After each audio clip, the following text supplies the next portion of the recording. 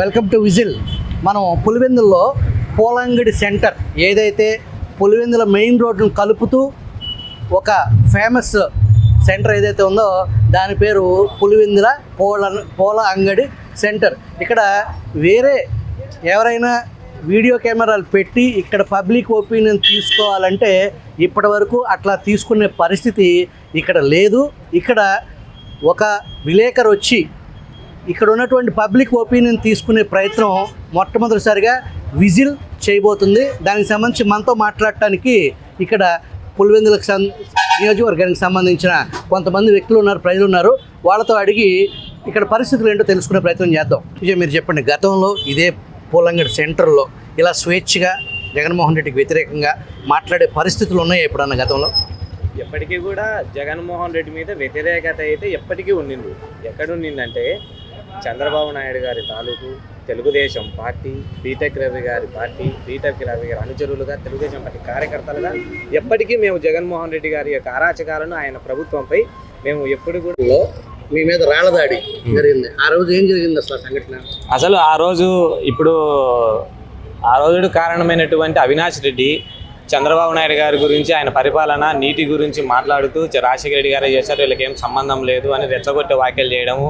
ఈరోజు సతీష్ రెడ్డి గారు వైసీపీ పార్టీలోనే ఉండి చంద్రబాబు గురించి, లోకేష్ గురించి మాట్లాడుతున్నారు. ఆ రోజు ఇదే తెలుగుదేశం పార్టీ పులివెందుల నియోజకవర్గానికి ఒక నియోజకవర్గ ఇన్ఛార్జిగా ఉండి మనం సాన్నిధ్యంలో ఉన్నాం. ఆయననే స్వయంగా అవినాష్ రెడ్డి, నువ్వు కాదు మాట్లాడేది, ఎవరో చేతిలో ఎత్తుకున్న, ఎవరికో పుట్టిన బిడ్డను సంఖలో ఎత్తుకున్న నా బిడ్డ అని చెప్పుకోవడం కాదు, దమ్ముంటే చర్చకైనా రచ్చకైనా సిద్ధమా అని ఒక సతీష్ రెడ్డి గారు మా మాజీ నాయకులు ఇంతకుముందు ఉన్నాయి కదా, ఆయన ఆ మాట చెప్తే రచ్చకు చర్చకైనా మేము సిద్ధం అని చెప్పి వాళ్ళు సవాలు విసిరినారు. తర్వాత ఇక్కడ ఉండే కార్యకర్తలు కానీ, ఇక్కడ ఉండే ప్రజలు కానీ అందరూ కూడా ఏం జరుగుతుందని చూడడానికి వచ్చినారు. వచ్చిన తర్వాత ఇక్కడ కొంతమంది అనివార్య కారణాల వల్ల వాళ్ళు దాడి జరిగింది, రాళ్ళగొడవ జరిగింది. వందలాది మంది వచ్చారు, పోలీసులు వందలాది మంది వచ్చి అది రచ్చకు దారి తీసింది. కారణం అయితే ఏంటంటే వీళ్ళు ఎప్పుడు వయస్సు ఎప్పుడో రాజశేఖర రెడ్డి చేసిన అభివృద్ధి, రాజశేఖర రెడ్డి చేసిన ప్రభుత్వంలో పులివెందుల అభివృద్ధిని చూపించి ఇప్పుడు ఇంకా జగన్మోహన్ రెడ్డి, ఇంకా అవినాష్ రెడ్డి మేము చేసినాం, మా పెదనాయన చేసినాడు, మా చిన్నాయన చేశారు, దిగంగత రాజశేఖర రెడ్డి చేసి అంటారు. కానీ మేము చేసామని చెప్పుకునే దానికి జగన్మోహన్ రెడ్డి కానీ అవినాష్ రెడ్డి కానీ ఏమన్నా చెప్పమని చెప్పు. పులివెందుల పూలంగల సెంటర్ల నుంచి అవినాష్ రెడ్డి గారిని జగన్మోహన్ రెడ్డిని అడుగుతున్నా. వందల పాడా నిధులు వచ్చినాయి, వాళ్ళ తర్వాత వచ్చి సిమెంట్ రోడ్లు అంటారు, లేకపోతే ఇంకో బిల్డింగ్లు అంటారు. ఏ అభివృద్ధులు అయినా కూడా వాళ్లకు ముడుపులు పోయినాయి. వైఎస్ కుటుంబ సభ్యులు బాగుపడినారు, వాళ్ళ కింద ఉండే 3-4 కార్యకర్తలు, అనుచరులు తప్ప తెలుగుదేశం పార్టీలో ఉన్నటువంటి ప్రతి ఒక్కరూ వచ్చి అడిగినారు ఏ విధంగా ఏం అభివృద్ధి చేసినారో ఎవరైనా చెప్పడం లేదు. ఎందుకంటే ఆ 4 తప్ప ఎవరే కానీ అభివృద్ధి చేయలే, సంపాదించుకోలే. వైసీపీ వాళ్ళే వ్యతిరేకత. వైసీపీ జగన్మోహన్ రెడ్డి వచ్చేనే ఎప్పుడు కూడా కాన్వాయికి అడ్డుపడి జనాలు అన్న అన్న అన్న అని పుష్పగుచ్చాలు ఇచ్చి అడ్డుపడేటువంటి పరిస్థితి నుంచి జగన్మోహన్ రెడ్డి అడగబోతనే చూసే పరిస్థితి కూడా లేదు. లాస్ట్ పులివెందుల్లో అసలు జగన్మోహన్ రెడ్డికి వర్గమే లేకోకుండా అవినాష్ రెడ్డి వర్గం తప్ప ఈడ పులివెందుల్లో పెద్ద వయస్సు వాళ్ళ వర్గమే లేకుండా పోయింది. కారణం ఏంటంటే వాళ్ళను అంతరించి చేయడానికే అవినాష్ రెడ్డి పుట్టుకొచ్చినాడు. అంటే వాళ్ళ నాశనం చేయడానికే అవినాష్ రెడ్డి. పులివెందుల్లో అవినాష్ రెడ్డి వర్గం తప్ప వైఎస్ జగన్మోహన్ రెడ్డి వర్గం లేదు. కాబట్టి పులివెందుల్లో వయస్సులే అయిపోయిన తర్వాత ఇక్కడ వాళ్ళ గురించి భయపడే పరిస్థితి లేదు. పూలంగల సెంటర్ ఎవరైనా ఏలిపెట్టి చూపించాలి చేసిన తప్పులు. 100 కోట్లు చేయని అభివృద్ధిని కూడా చేసినట్టుగా చూపించి డబ్బులు దండుకున్నారు. అది ప్రజలకు ఏం చేస్తా అంటే వచ్చినప్పుడు అలా అవినాష్ రెడ్డి, జగన్మోహన్ రెడ్డి వచ్చినప్పుడు అంత ఇంత కార్యకర్తలకు ఏదో అంటారు కదా, ఎంగిలి మీతుకులు రాల్చినట్టు వీళ్ళు కోట్లు సంపాదించుకొని 1000 రూపాయలు ఇచ్చేస్తున్నారు. ఆ తృప్తిలో ఉన్నారు. తెలుసుకున్న వాళ్ళు ఎవరు పోవడం లేదు జగన్మోహన్ రెడ్డి గారికి కానీ అవినాష్ రెడ్డి గారికి కానీ. ఈ వివేక హత్యకు సంబంధించి ఎవరికి లాభం, ఎవరి పాత్ర ఉండొచ్చు అనేది ఇక్కడ స్థానికంగా ఎక్కువ ప్రజల అభిప్రాయం ఏంటి? ఇక్కడ రాజకీయం పుట్టినప్పటి నుంచి ఇక్కడ వైఎస్ రాజశేఖర రెడ్డి పెద్ద వయస్సు వాళ్ళు, చిన్న వయస్సు వాళ్ళు అనేది ఉంది. ఇక్కడ వయస్సు వాళ్ళు రాజశేఖర రెడ్డి, రాజారెడ్డి ఉన్నంతకాలం చిన్న వయస్సు వాళ్ళని ఎప్పుడు రానిచ్చేవాళ్ళు కాదు.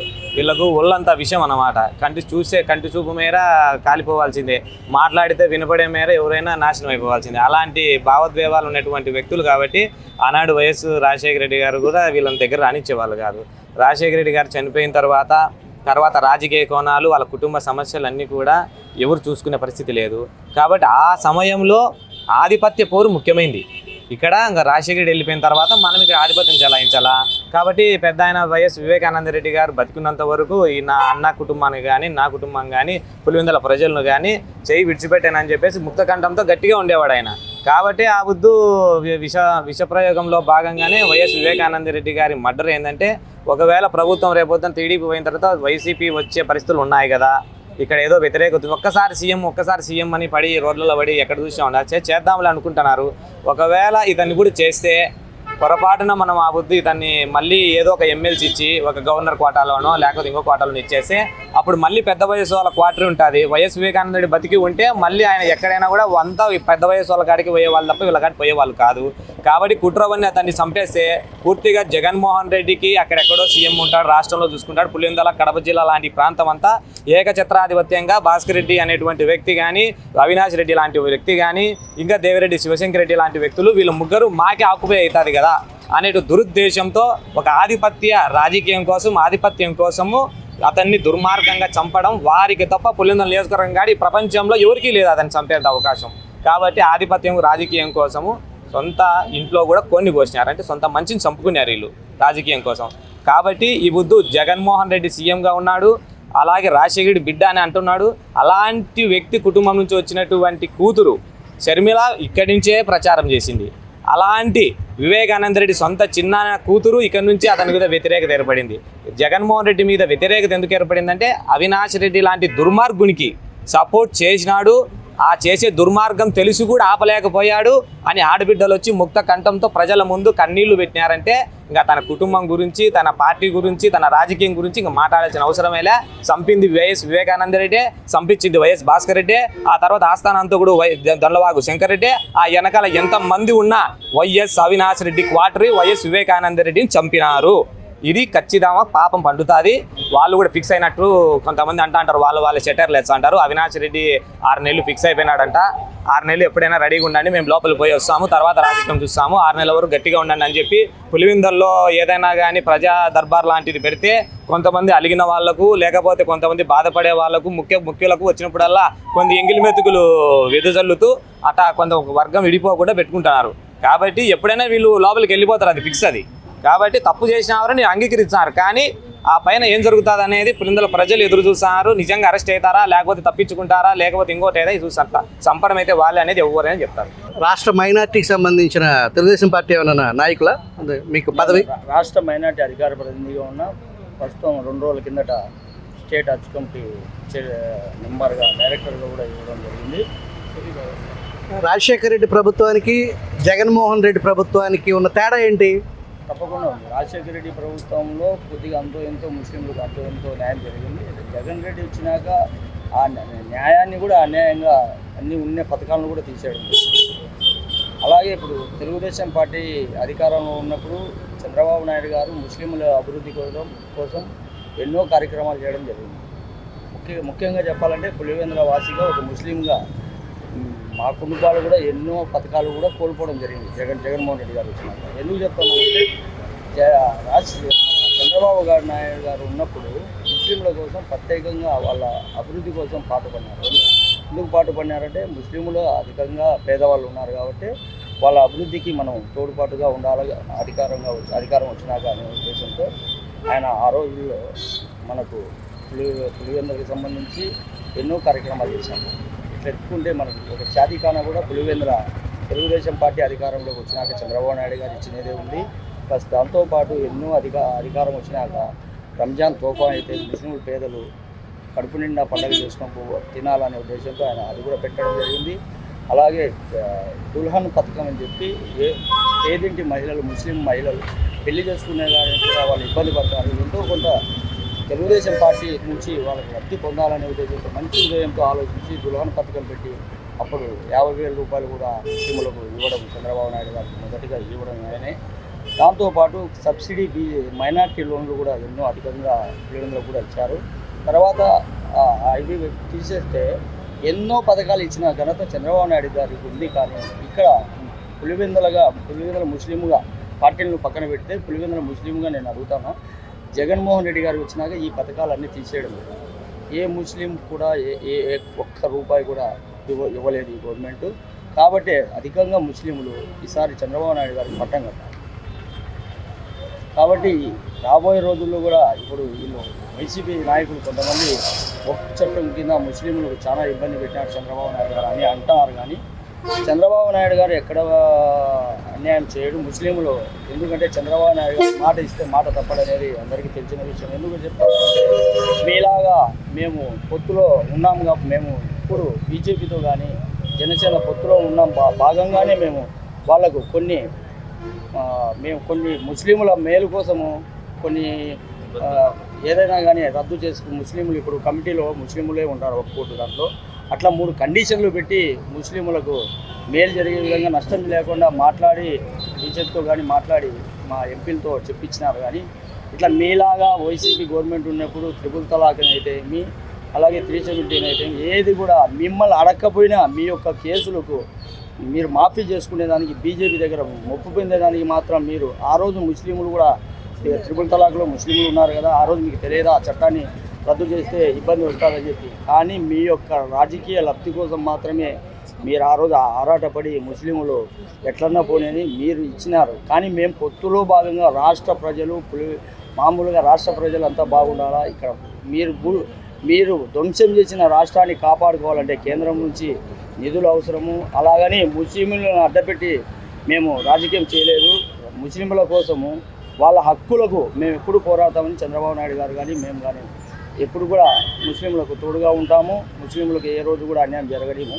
కాబట్టి ఈరోజు భాగంలో ఉన్నాం కాబట్టి కొన్ని షరతులు పెట్టి వాళ్ళకు మనం మద్దతు తెలపడం అయితే జరిగింది. పులివెందులలో మాజీ ముఖ్యమంత్రి తమ్ముడు, ఆయన ఒక మాజీ మంత్రి, ఎంపీగా పనిచేసిన వ్యక్తి, జనాల్లో బాగా మంచి ఆదరణ నుండి పబ్లిక్ యాక్సెస్ ఉన్న వ్యక్తిని అత్యంత దారుణంగా హత్య చేశారు ఇదే నగరంలో.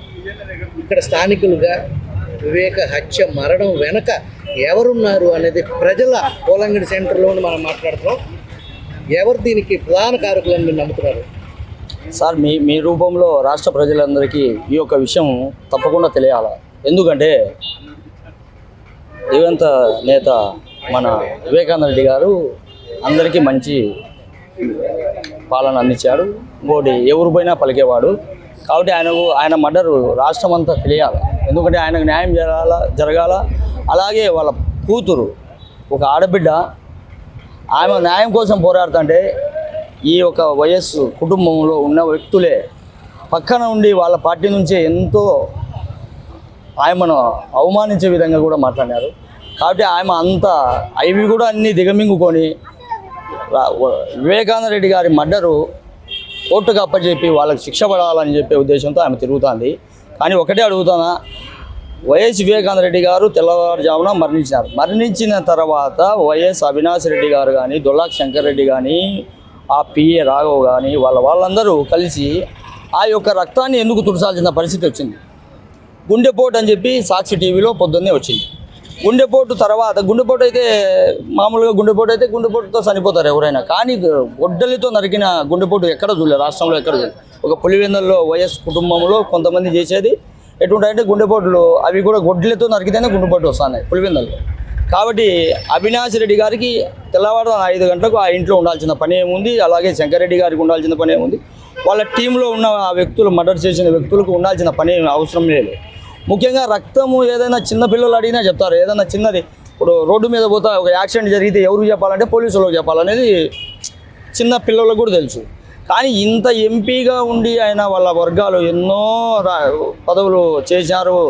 ఒక ఎంపీగా 2 సార్లు ఉన్న వ్యక్తికి మినిమం కామన్ సెన్స్ లేకుండా పోలీసు వాళ్ళకు కూడా చెప్పకుండా వాళ్ళు రక్తం తుడిస్తే అర్థం ఏంటి సార్? పులివెందుల ప్రజలకంతా తెలుసు. ఈ యొక్క మర్డరు వాళ్ళ యొక్క ఉనికిని ఎక్కడ కోల్పోతారో వివేకానంద రెడ్డి గారు బతికి ఉంటే వీళ్ళ ఆటలు సాగనీరు. ఎందుకంటే వైఎస్ జగన్మోహన్ రెడ్డి గారికి వివేకానంద రెడ్డి చాలా చిన్న దగ్గర ఉన్న వ్యక్తి ఆయన. ఎందుకంటే తప్పు చేసే వ్యక్తి కాదు. వీళ్ళు ఒక తప్పులు ఎక్కడ జగన్మోహన్ రెడ్డి గారికి రేపు సీఎం అయినాక చెప్పి వీళ్ళ మనుగడ దెబ్బతింటాదనే ఉద్దేశంతోనే వివేకానంద రెడ్డి గారికి దారుణంగా హత్య చేసింది. వీళ్ళు మాత్రమే, వేరే వాళ్ళకి ఏమవసరం సార్? వేరే వాళ్ళు చేయాల్సిన వయసు కుటుంబాన్ని మర్డర్ చేయాల్సిన పని అవసరం కానీ ఏ పార్టీ వాళ్ళకి కానీ ఎవరికి ఏ వ్యక్తులకు కూడా లేదు. కేవలం వైఎస్ కుటుంబ సభ్యులకే ఉంది. అది ఎవరికి ఉంది? వీళ్ళకి మాత్రమే ఉంది. తర్వాత ఆమె మీద ఎన్నో నిందలు ఎన్నో నిందలు వేసి ఒక కూతురు తండ్రిని చంపుకుంటుందా? 2 కళ్ళు అని జగన్మోహన్ రెడ్డి గారు, అవినాష్ రెడ్డి నాకు సునీత 2 కళ్ళు అంటారు, కానీ కళ్ళు ఏదైనా కానీ ఆ కన్ను చెడిపోయినప్పుడు దాన్ని ఆపరేషన్ చేసుకొని బాగుపరచాలంటే ఈ యొక్క మర్డర్ చేసిన లోపలికి పంపిస్తే ఆ కన్ను రిపేర్ అవుతుంది, బాగుంటుంది.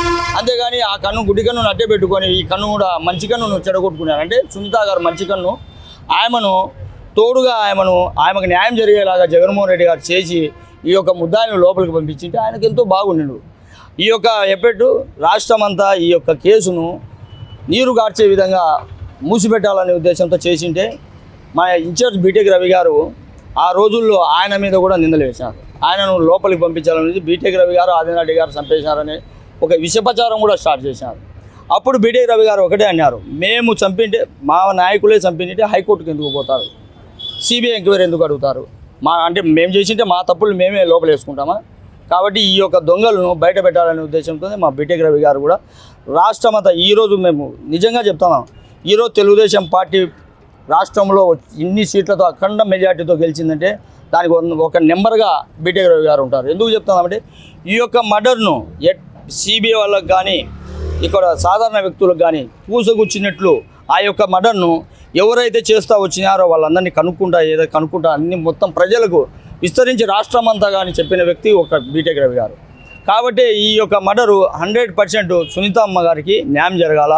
ఎందుకంటే చనిపోయిన వివేకానంద ఆత్మకు శాంతి కలగాలంటే ఈ యొక్క మర్డరు ఖచ్చితంగా అవినాష్ రెడ్డి గారు, శంకర్ రెడ్డి గారు, ఇంకా దీంట్లో ఎవరైతే ఉన్నారో జగన్మోహన్ రెడ్డి గారికి తెలియకుండా అయితే జరిగిండదని మేము భావిస్తున్నాం. ఎందుకంటే ఒక చిన్నాన్నను చంపితే అవినాష్ రెడ్డికి తెలుసు కదా ఏం జరిగేది కూడా, కానీ ఒక చిన్నాయన మీద జరిగిందంటే అది జగన్మోహన్ రెడ్డి గారికి కూడా అంతో ఇంతో తెలిసే ఉంటుందని మేము నమ్ముతాం. ఇది వైఎస్ వివేకానంద రెడ్డి హత్య కేసులో నిందితులు కేవలం వైఎస్ కుటుంబ సభ్యులే ఆ దారుణ ఘాతుకానికి పాల్పడ్డారు అని చెప్పేసి ఇక్కడ పులివెందుల సెంటర్లో ఏదైతే పులివెందుల పోలంగడి సెంటర్ నుంచి మనకి ప్రజల అభిప్రాయం. Whistle news, Pulivendula Polangadi centre.